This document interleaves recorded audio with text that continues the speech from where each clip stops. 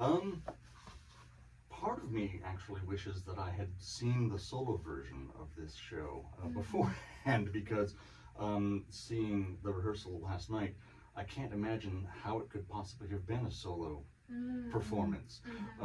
So I'm wondering if we could just maybe talk about the evolution of the piece and thinking about the piece and how turning it into a collective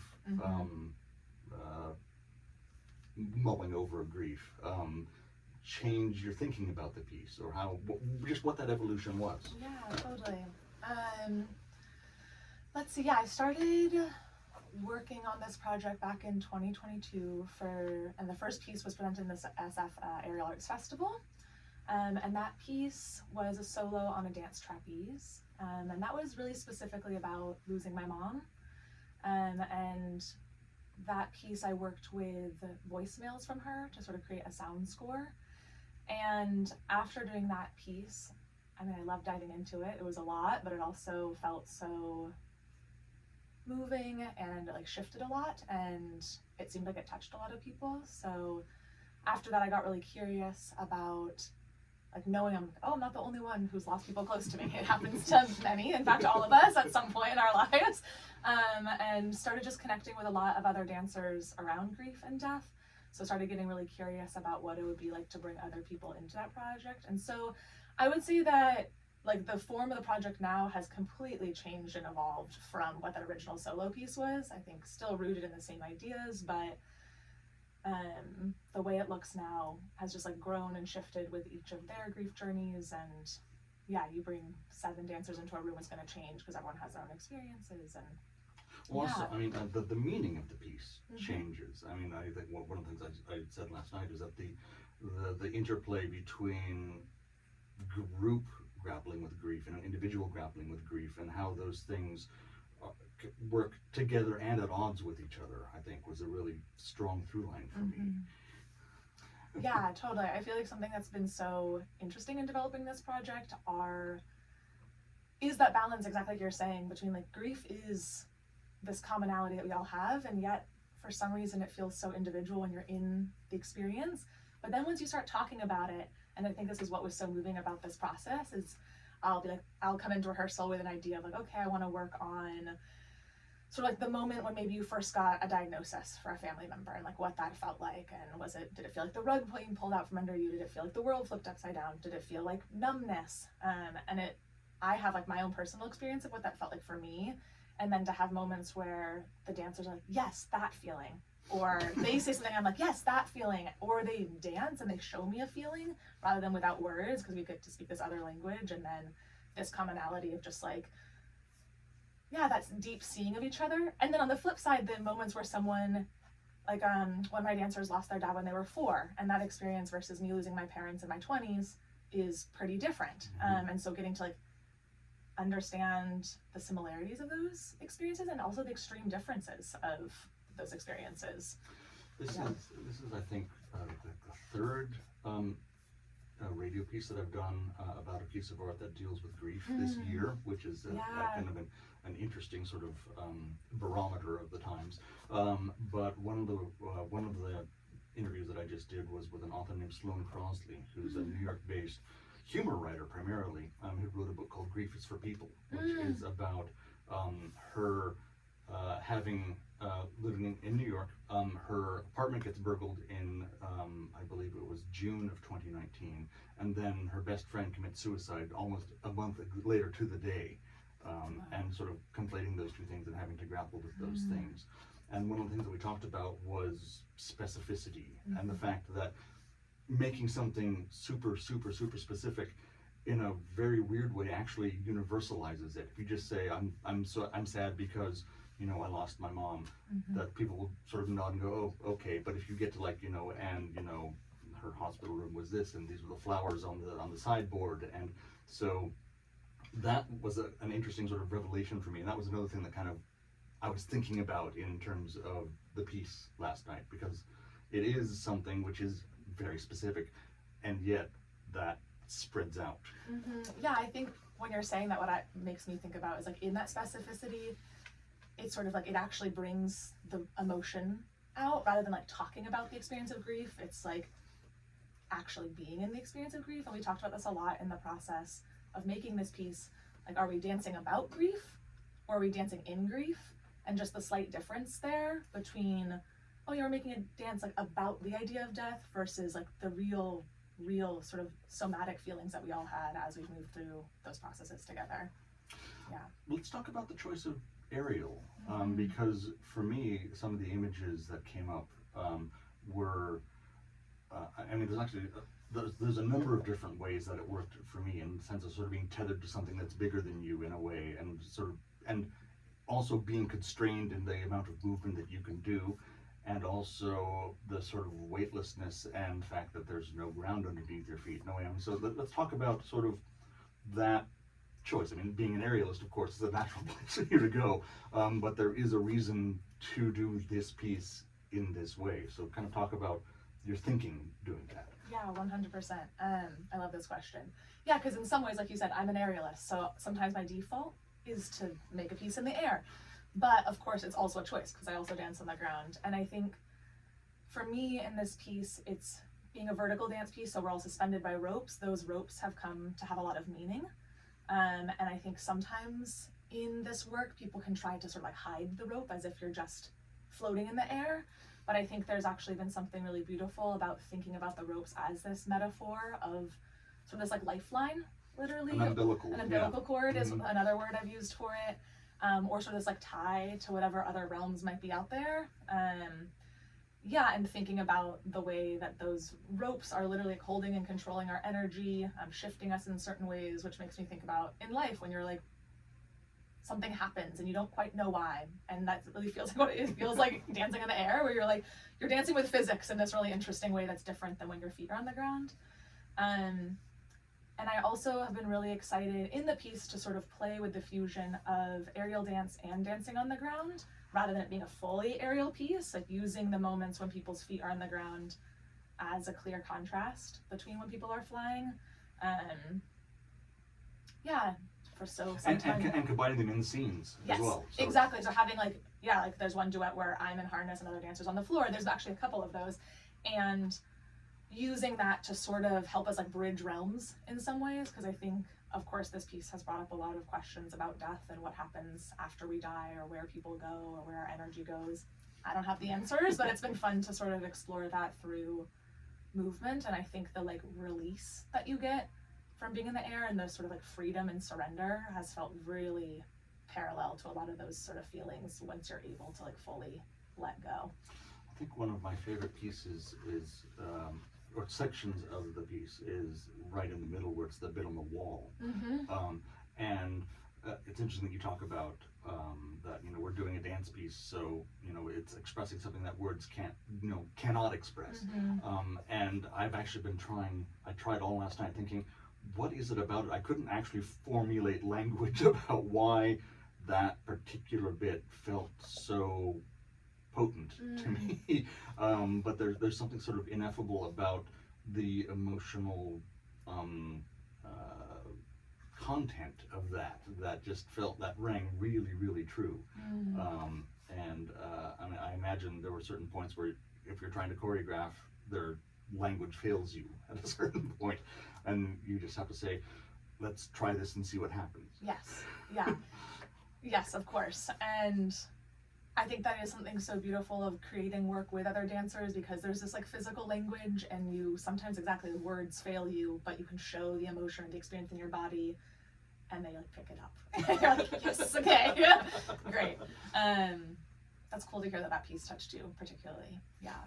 I'm also really glad that I was able to be there for sort of the pre-rehearsal, because there was one section, speaking of aerial, tethered bodies kind of coming together. There was one section where you were trying to figure out some of the minutia of two of the dancers coming together, and like, the bodies need to kind of go together like this, and the fact that it had sort of an absurd quality to it, and everybody was laughing about like, this is kind of really strange, but okay, now this works, and sort of seeing kind of jubilation and joy and laughter about that, and then seeing it in the context of the piece, it's of course a very different kind of, has a very different meaning. But the fact that there can be a levity in creating something which has a greater depth to it. Absolutely. And like, yeah, I mean, so many giggles throughout this process, and that's like definitely one where you're trying to like lift your body in a way that feels kind of unnatural. But then, yeah, you're right. Once the bodies click together, you're like, oh, there it is, and then you can like sink and relax into it. I think that also makes me think about, like, after my parents passed, like, I know my sister and I spent a lot of time laughing, and it wasn't all the time, and it's a really interesting type of humor that comes up, but there's almost this experience that I think many people experience where you're almost so beyond grappling with the sorrow and the sadness that you get to this point, and especially like with my sister, as someone who was there throughout the entire process and like got it, and we were like, in it together, suddenly you're just like, what is happening? And you're just laughing about it, or you're remembering things that your parents did or the people that you lost did, and like there's a certain just sort of like you need to release in some way, whether it's through tears or laughter, and your body just needs to like shake it out. And yeah, so it's like even in this process of building a dance piece about death and loss and grief, which are these like heavy experiences, there's been a lot of laughter in the process with the dancers for sure. What was the time between when you lost your parents or when you lost your mom and when you started sort of choreographing or conceiving the piece? Was it an immediate thing, or was it like a couple of years, like, oh, now I really need to do that? That's a great question. Yeah, so I lost my dad in 2015, so that's been 10 years. And about a year after he passed, the idea of creating a dance piece about falling came to me. And then that just stuck in my brain for the past 10 years. And I think I was doing aerial dance, but much more circus focused at that point, along with sort of just regular contemporary dance. But I don't think it was until I found vertical dance, this like harness work, where I was finally like, aha, I can finally make the piece about falling, because this art form is just perfect for that. Like you can release and stay in these swings forever. And then I lost my mom in 2020. And I started making that solo piece, I believe, in 2022. So yeah, 2 years later. But I remember, so I lost her in the middle of the pandemic, which was also a really interesting time to lose someone, just because the world was so shut down. And I remember the day after she passed being so disappointed I couldn't just like run to dance class, because dance to me is my sort of like spiritual center. It's like the place I go for ritual, the community, and just like move emotion out of my body. And I remember being in a different rehearsal process in 2021 and like finally getting the chance to dance and express. It felt like all this stuff I'd been holding for a year suddenly got to be shaken free and moved. And I remember specifically dancing with my dear friend Helen Wicks and just like feeling the grief finally like shift in my body.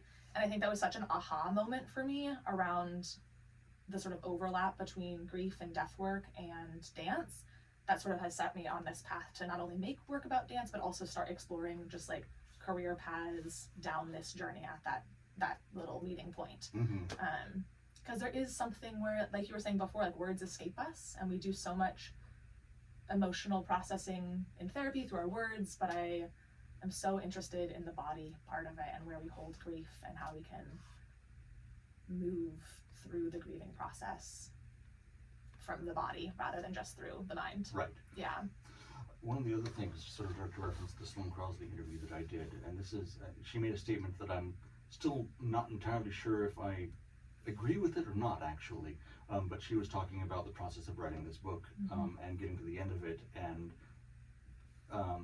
having talked with another friend of hers who had advised her that you cannot expect your work to be your own therapy. In that, you know, I've written this ode to my friend who had committed suicide, and at the end of it, I still feel, you know, conflicted, and you know, it's still, it hasn't quote unquote solved my problems with grief, which I thought was an interesting way, because you think about, you know, you're doing work to sort of process your own emotions and feelings about that, and that ends up not necessarily being the result of the work. The work is actually about something else in a way. It's a different kind of communication, and I'm wondering if that jives with your experience of now having spent a number of years on this piece, sort of what your expectations were about how you feel the work would change you at the end of it, and how that has either been met, or if you've sort of been deviated into thinking differently about it, or...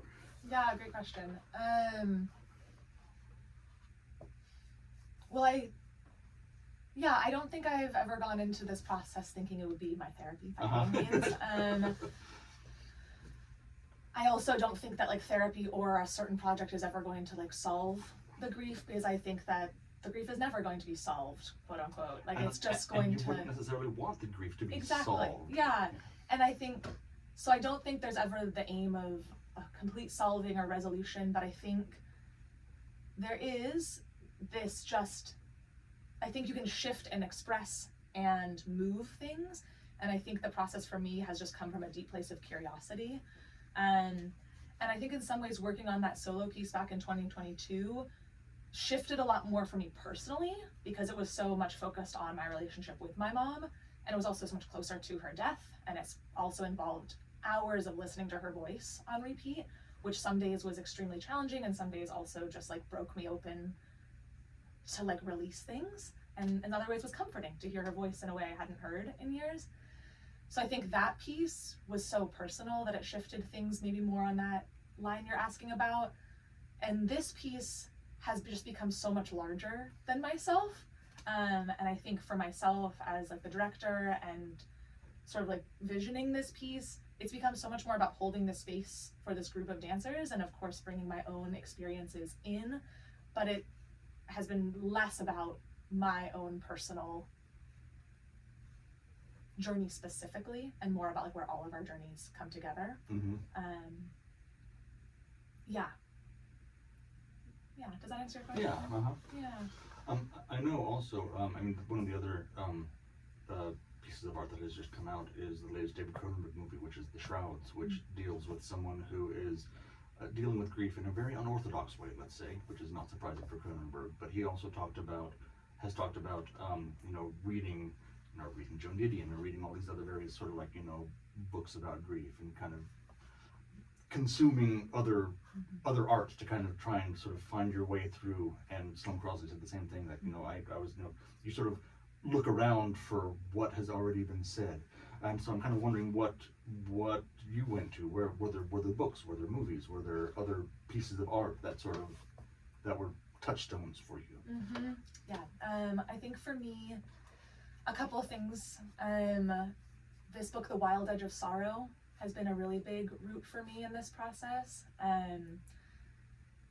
And the author talks about sort of these different gates of grief and the different experiences that people go through and how grief weaves through our lives on a day-to-day basis, whether it's grief around death or grief around losing a pet or losing a job, or even the grief of dreams that never come to fruition. There's a lot about ritual in that book. And a lot about how I think sort of for me the most significant part of that book that rings true in this process is how grief allows us and enables us to live more fully, and that when you the author, he talks about coming into an apprenticeship with sorrow and becoming accustomed and just like open to that process, which I think for myself in my own grieving journey, of course, there's been moments of deep resistance to it and not wanting to feel the depths of it. But then once you start to open and get familiar with it, it does allow you to see life in a more colored way. And I remember that after, I think at first when my dad died, it sort of felt like this like veil had been lifted off of my world. And suddenly there was just this deeper meaning between the beauty of life and knowing that it all ends at some point, or at least my experience of it will. So yeah, that's been a really big touchstone. Mary Oliver poetry, specifically The Leaf in the Cloud, was a book that I read to my mom while she was dying. I just spent a lot of time in bed with her, holding her and reading to her, singing to her, and that book of poems was particularly touching. And you're using Mary Oliver in the piece. Yeah, we currently are using Mary Oliver in the piece. I'm also playing with the idea of bringing in the dancers' poetry themselves. So we'll see what the next week brings. But yeah, currently the piece that I read to my mom was very significant for me is in the piece. Because she just talks about grief and death in this beautiful way. And I love the line where she talks about like, death, when you come for me, let you like unstring my bones and let me be sort of nothing and everything at the same time. feels like that sort of final acceptance of like, yeah, she ends that poem with like, why do I need to be afraid when you're actually just like going to be part of it all? And of course, it's not to deny the fact that death is scary and fearful, but just maybe to touch on like the deep connection that we like will continue to have. Well, yeah. I mean, that line is interesting to me because it combines the poetic with oddly the scientific. I mean, it is, I mean, you do, you know, all of your atoms do end up dispersing who knows where. And I thought that was a really interesting way of couching physical reality in poetic language. I love that it was both of those things together. Yeah, and that's, for me, I think really like where my brain sort of goes to in terms of the question of like what happens after death. I think I end up somewhere there of like, oh yeah, like scientifically our energy disperses and maybe spiritually our energy disperses.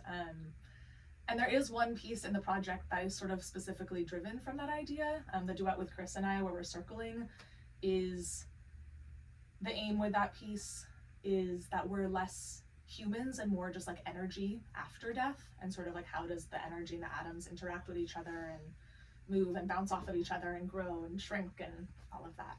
Yeah. I want to make sure before we run out of time that we talk about the Threshold Choir. Yes, yay! From what I understand, it's actually sort of people from a variety of different choirs. You're actually getting people from like Santa Cruz and Sacramento, and so talk about what the Threshold Choir is, and then talk about sort of assembling this group for this project. Yeah, okay, this is a great story. So the Threshold Choir, just to give a brief synopsis of who they are, is a choir started by this wonderful woman, Kate Munger, and they sing to folks as they die on hospice in their homes. And so my connection with Kate actually began when I was a child. So my mom sang in one of her choirs, and so they used to rehearse in my living room, and I would fall asleep to them practicing their songs. And so when I started coming up with this project, I remember being in residency at Shaw Anderson Dance Center in 2023 and just starting to think about the music. And I knew that I wanted the music and the sound to also carry some like significance and weight. And I just had this idea pop into my head. And so I found Kate, and we hadn't talked in like 20 years, found her email and sent her a message to see if, sort of explain the project I was working on and see if she'd be interested in collaborating in some way. And she responded with an immediate, like, giant yes. Like, let's talk, let's hop on a Zoom call. I explained the project, and she was just like in fully, which has been such a gift to have someone just hear your artistic vision and say like, yes, I'm in.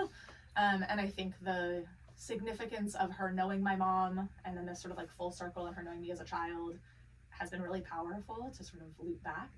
And so yeah, Kate founded this choir starting in the Bay Area, and now there's 200 chapters around the world. Wow. Yeah, so it's like really grown.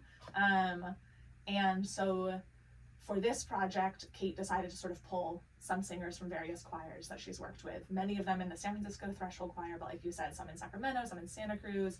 There's possibly gonna be someone coming from Oregon. There was someone going to come from Colorado. They can't come anymore.